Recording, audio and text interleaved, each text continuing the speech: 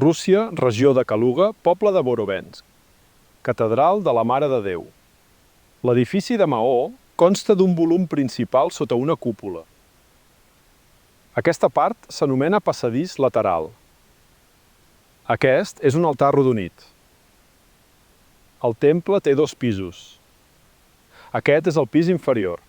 Aquest és el pis superior. Què és això? Nínxol estrany a la paret.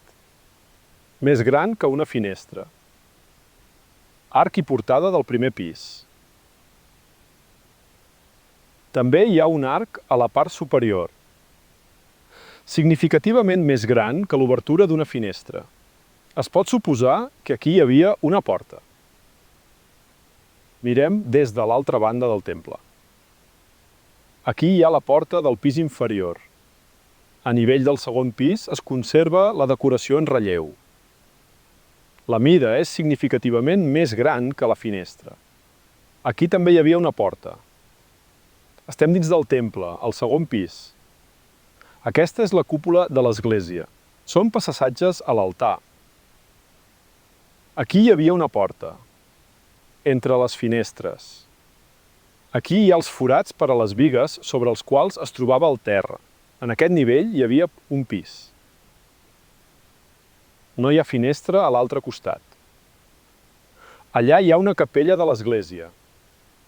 Aquí hi havia una porta. Aquí hi ha la costura entre els maons. Hi ha un mur a la dreta, una porta bloquejada a l'esquerra. Hi ha una costura entre els maons. I aquí hi ha la mateixa costura. Les files de maons a l'esquerra i a la dreta no coincideixen en alçada. Hi havia una porta que s'expandia cap a dins. Des de l'exterior, l'arc no és tan ample. Comparem amb la paret oposada. Aquest és el límit del pas bloquejat. La costura entre els maons és clarament visible. Van bloquejar la porta.